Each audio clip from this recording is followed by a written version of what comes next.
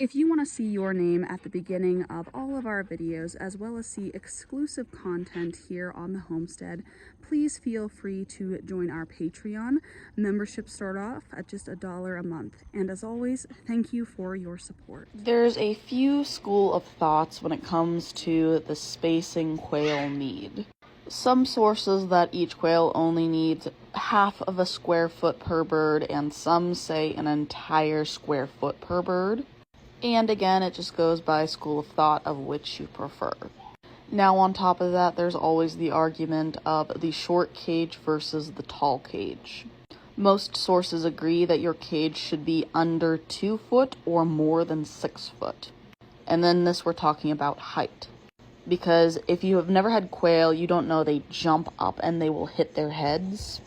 And having the shorter cage makes it to where they don't have enough upward momentum to break their necks. Or the taller cage makes it to where they can't hit their heads at all. And again, this is going to vary greatly on which side of the coin you want to fall. I prefer the shorter cages in both my wire setup and my outside setup.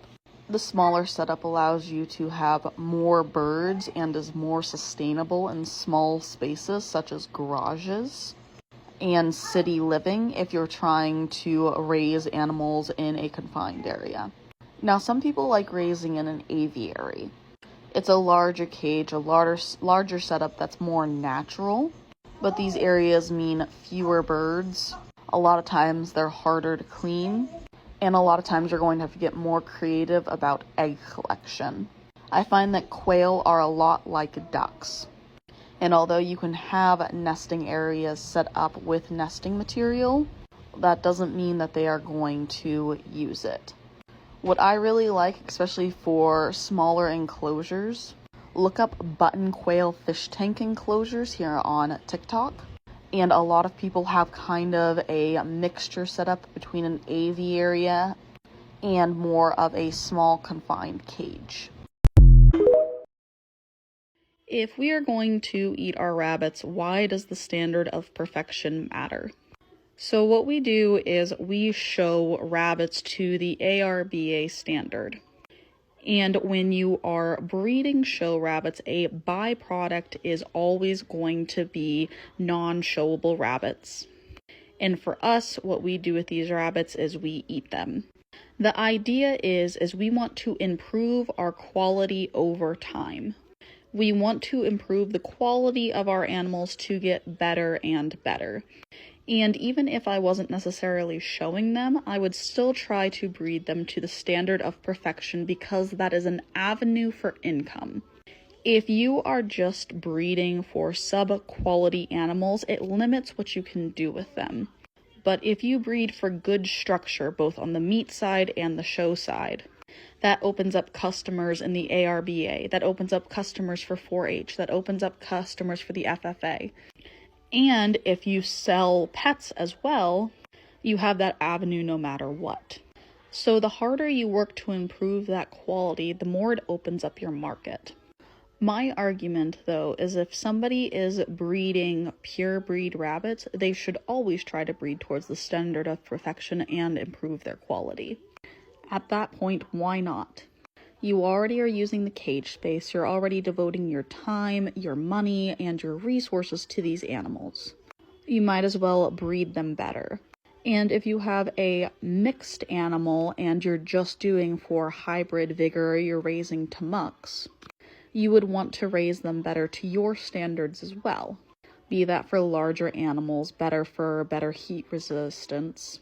Because again, you're putting time, resources, and money into these animals. And improving their quality is always best practice. For those of you who are like the commenter and don't know what tractors are, these are an example of tractors.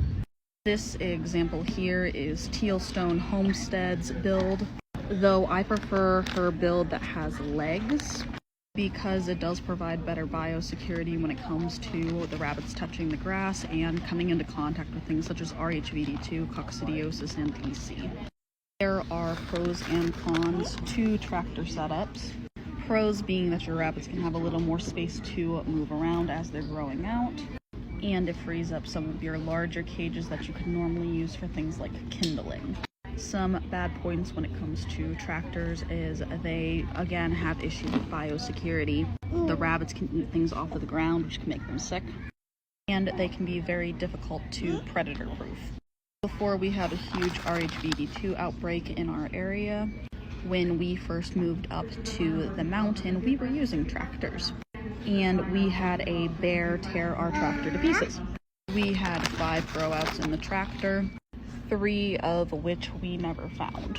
So because of the constraints of biosecurity as well as the safety of our animals, we prefer not to use tractors and instead use cage systems inside of a barn. Because we have a problem with raccoons, foxes, mountain lions, bears, and sometimes stray dogs, the setup just isn't worth it. And even if the predator situation were in control, we wouldn't even try the tractors until the RHBD2 outbreak was in better control. Thankfully, figuring out the different white colors is a lot easier than figuring out many other colors. So when looking at blue-eyed whites, there are a few key things we want to look at. One, that they have a pure white coat without any other kinds of colors, markings, or shading areas.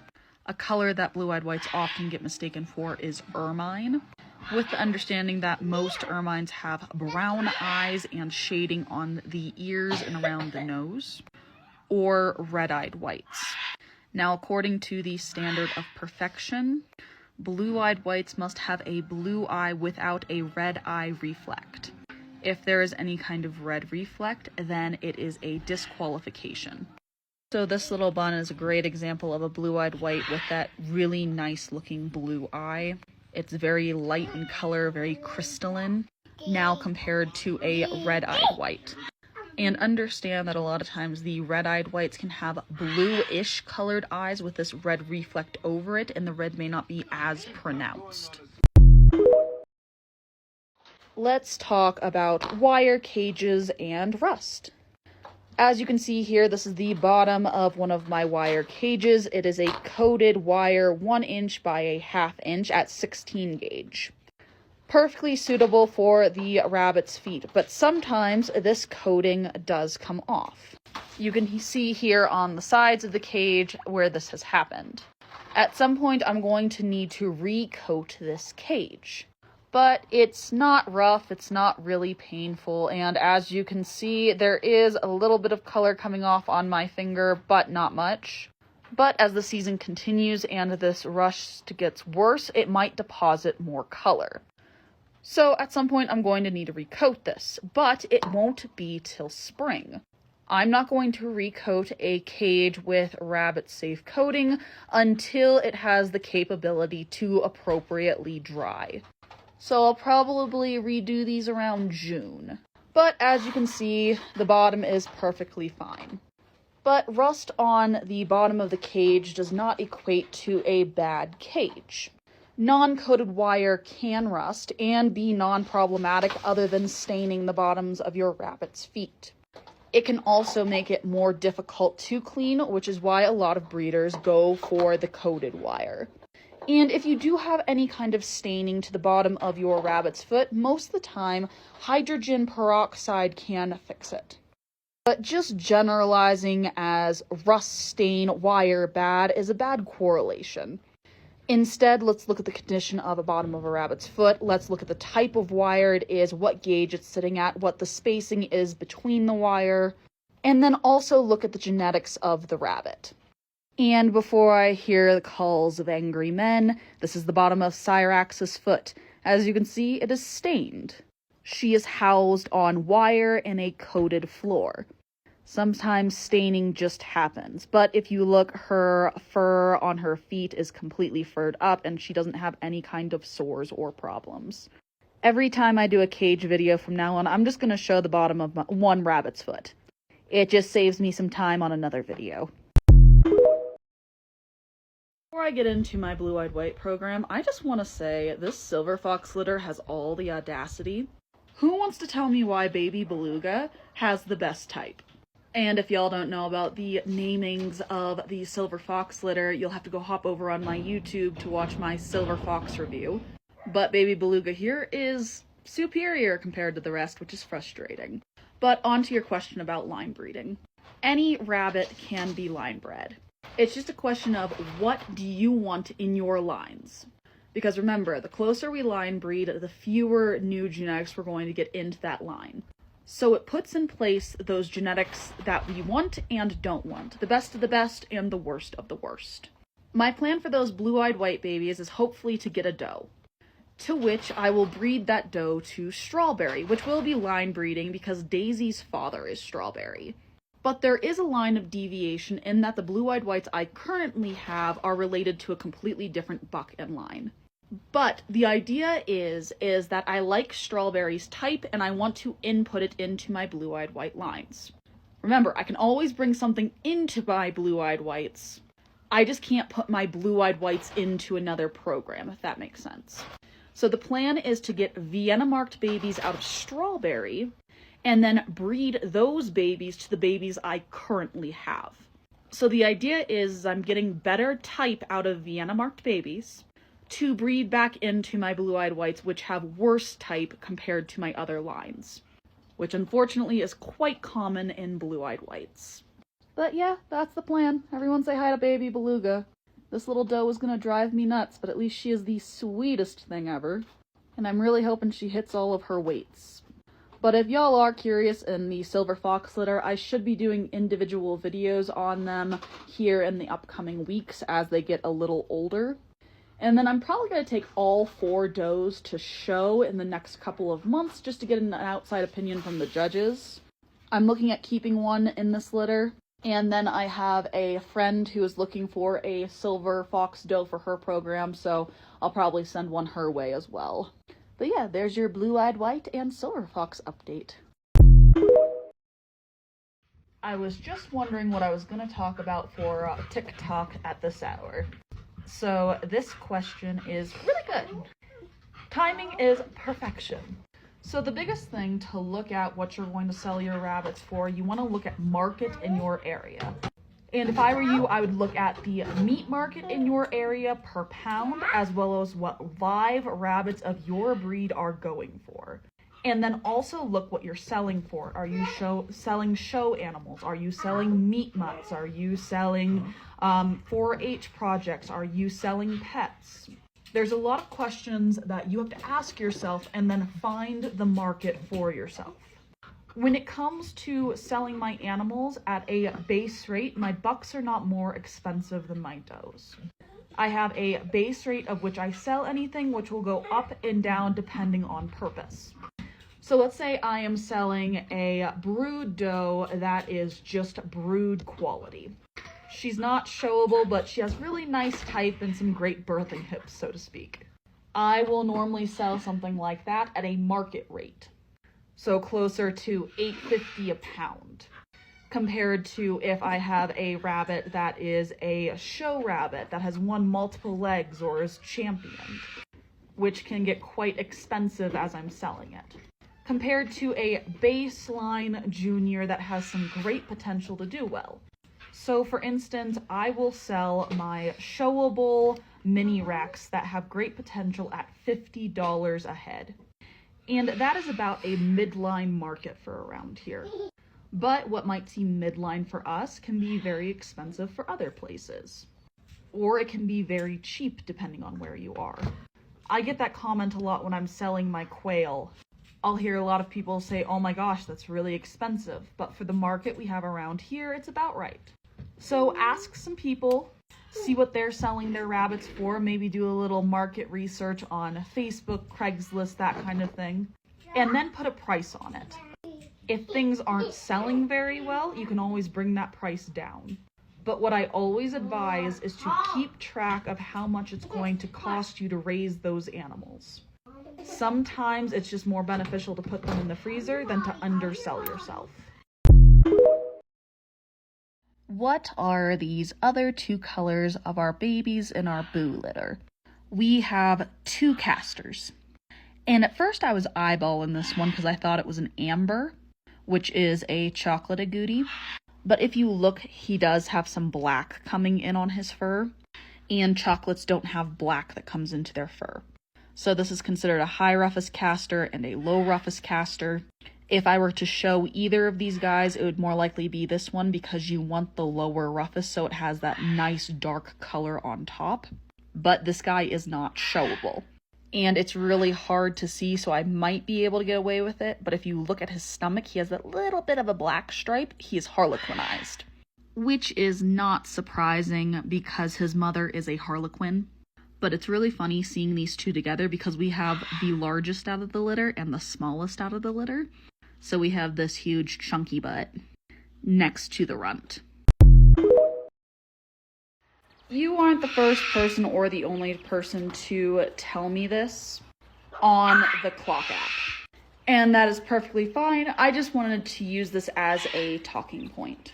A huge thing when it comes to selling animals is market and location. That's going to depend a lot on how much you sell your animals for. However, if you think my prices are expensive, I would beg you to look at the market again and make sure that you're properly paying yourself for your animals. My prices are comparable to many very large hatcheries, which have a much larger profit margin. Not only that, but at the current rate of which I'm selling, I have 12 people on my wait list for the next hatch. So in theory, when we look at supply and demand, I could raise my prices if I wanted to, and then weed out the people who were less serious about my animals by charging the higher price. It's just basic supply demand. The answer to this is it can be more worth it to raw feed or to split feed, just depending on how much work you're willing to put into it. So for instance, I sell my quail, I sell some rabbits every once in a while to kind of help offset costs. So the goal for me is to raise these rabbits and to raise these quails to raw feed my dogs and have them pay for themselves so it's less expensive than kibble. But I have to put work in on the back end. I have to pose them, I have to take pictures, I have to talk to potential clients. There is legwork that goes into it. And if we count the amount of time I spend with these rabbits, like per hour cost, I'm probably in the hole. But if we're just talking about money, then I'm pretty evened out at zero. Now, with that being said, we don't do 100% raw. We do about 50% kibble to 50% raw. So it all just depends on what you want to look at.